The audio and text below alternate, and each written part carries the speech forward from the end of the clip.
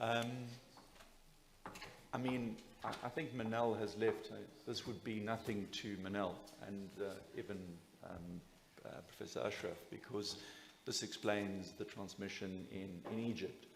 But we really haven't documented it, I think, probably as well. And I just want to convince everybody and hand over to Heidi Smuts, who really did all the sequencing work to convince us and tell us why the 1B and the 5A are all the same virus. Heidi. Yes, so I think what's quite so powerful about the phylogenetic analysis is it does show clustering, which is the best evidence that there is. Okay, if we could put up the phylogenetic tree, then maybe I could talk to the tree. Do you want to just go back to the... Can we just show the slides again? Let's go back to that study.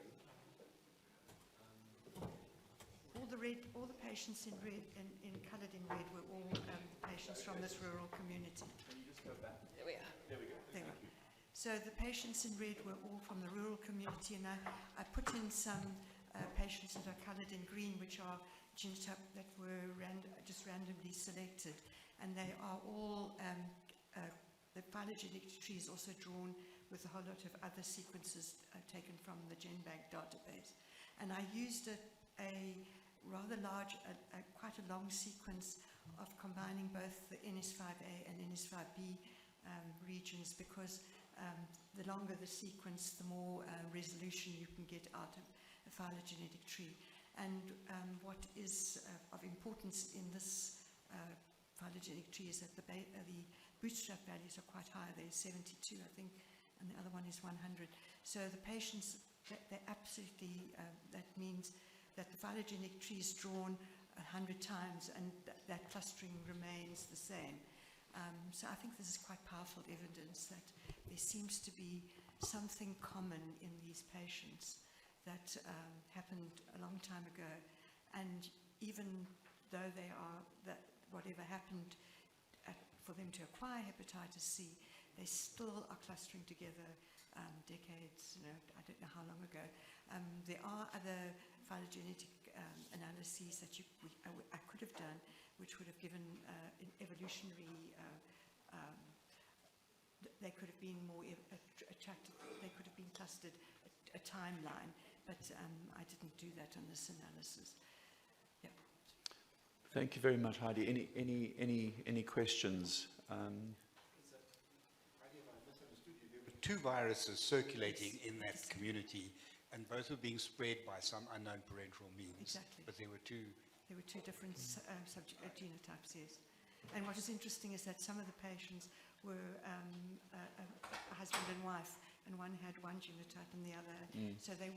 So something was happening in that medical facility that caused. I think these are classic studies, and they start with clinical nous, an astute clinician starting to think a bit laterally, and then, bearing on the expertise of other clinicians, hepatologists, virologists. They're just excellent studies. It's reminiscent of the Irish woman who somebody in Ireland cottoned on that there were a whole lot of rhesus negative women who were hepatitis C positive, and from that it was clear that they were given anti-D, and this huge outbreak in Ireland was traced to that. There were two genotypes circulating there as well, 1 and 3. Yeah. But it starts with clinical nous. Exactly. Philippa? To make a comment, not to point fingers, but the dentists. And certainly, I think for some work we were doing in Egypt, looking at Hep C incidents in the villages with very detailed questionnaires with all the incident infections, with a comparator age, gender-matched population. And a lot of people had had dental procedures, both in the cases and in the controls, but that was the most dominant risk factor with a significant odds ratio.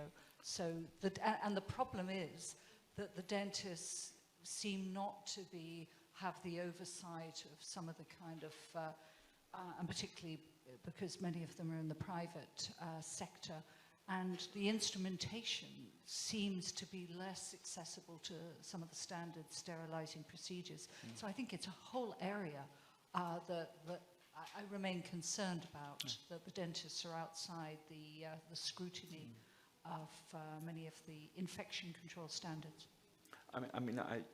You're absolutely right. It was actually a small number of people who recall having excessive dental work, but I think the point you're making, it's an important question to ask patients. You know, when you're trying to ascertain what the likelihood of transmission is, what the likely transmission is. Stephen? Yes, it's not just dentists. There's a beautiful study out there talking about barbers. Sorry, can I just, before we go to Ben, just to yourself and Fumi, can I just ask the question, from a public health perspective, having identified a rural town like this, what would be an appropriate public health intervention? And we've sort of gone in and we've tried to treat those we know, but if you've identified the issue, what should one be doing from a policy perspective when you've identified a problem?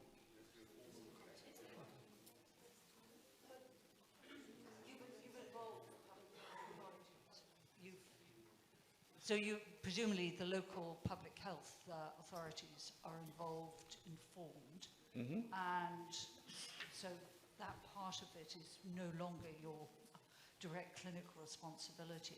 And to take it as far as you can, to identify the point source. But clearly that exposure was probably many, many, many years ago. Certainly. Yes, so other than ensuring that those preventable potential sources of transmission with, you know, if there are just 2 dentists in town, I assume a visit by those public health authorities to say this is one of several lines of investigation, what are their infection control procedures, but that would fall under their mandate, I would have thought. Okay. Thank you. Thank you very much. I think it's very exciting. And I think for many of our populations, the source of hepatitis C is unknown. And just talking about Egypt and the dentists and the barbers, what the government did was insist on some standards for barbering. And I'm sure they've done standards for dentists. In Africa, we have multiple sources of community exposure. In my country, they cut off their uvulas. There are lots of little surgical procedures done in the community. So I think the cause in that community has to be known, and then some changes can be made. I don't know. We also have native pedicurists using the same equipment and all of that. So it's important to find out in that community. I hope that is important. Thank you for me. Ben, and then I'm going to Michael, and maybe just Actually, quickly. I was going to say to Philippa, it's actually not only the dentist. I remember in my young days when I qualified doing internship with Schuur and some extra money doing locums. And it's around about 1992. So most GPs were actually reusing the syringes. So, you know, in the evening when they knock off, they'll just wash them off without even sterilizing. So this brings me to the question or the comment which Nelisha made, that the issue of that, if possible, everybody who is over the age of maybe even 15 should be checked for hepatitis C, because that was the standard. Actually, I was shocked because I knew that you only use a syringe once, but it was not only in one practice. It was actually in many practices where I did the locums, and they were reusing the syringes, and not even sterilizing, just washing them off, and you put them on the paper. And those were the days. Yes. Michael, a quick question, and then Nishu, and then I think it's Friday festivities done. Yeah, so just a quick question was around the data of that community. Were we able to ascertain prevalence for that community, even try to model it? Because what's important about that is, you know, we're talking about public health interventions here. Are we just talking about, you know, it's just this a small kind of population? Or could this be a bigger picture? Because if it's a one health center with a larger catchment area, there could be more people there. And from an epidemiological standpoint, you know, we always start with control before we move to elimination. So if you want to do the control, do we have a possibility of knowing at least what that prevalence could be? Because that informs, do we go all guns whole and do something? Or do we just say, okay, maybe this was a couple of patients only? Unfortunately not. I mean, very difficult. As you saw from the flow, the actual number of people that were positive on the system and the number we could trace was quite low. And it's ongoing. They're still popping up. We can do a back of the envelope, but it's going to be very, it's going to be very problematic. Also, the migrancy of the population from rural to urban and back is a difficult one. Lastly, Nishi, you can wrap up. Thank you. I was just going to ask about the evolutionary study from Heidi, if it will be, coming out soon, if you're going to look at, tracking over a period of time.